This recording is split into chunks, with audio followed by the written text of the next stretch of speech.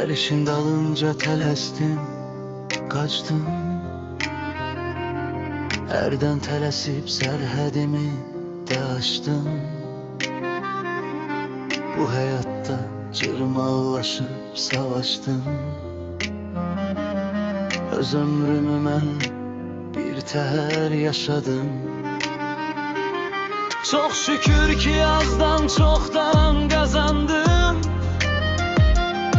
Bir şam kimi bu yollarda eridim, yandım. Ömrümü, günümü bir yuxu sandım. Öz ömrümü mən bir təhər yaşadım. Bu yollarda itirdiğim çok oldu. Yüreğime ağrı oldu, ah oldu. Yaşadığım acılı, şirinli nağıldı. Öz ömrümü mən bir təhər yaşadım.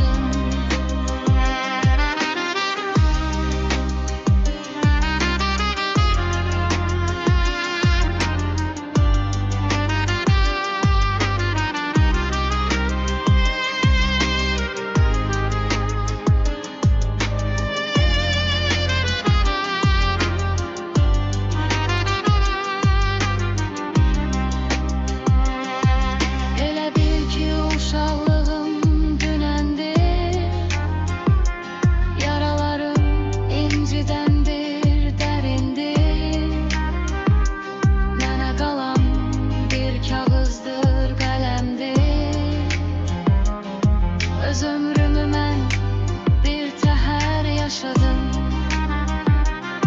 Çok şükür ki azdan çoxdan qazandım. Bir şam kimi bu yollarda eridim, yandım. Ömrümü, günümü bir yuxu sandım. Öz ömrümü mən bir təhər yaşadım. Bu yollarda itirdiğim çok oldu. Yüreğime al oldu, ah oldu.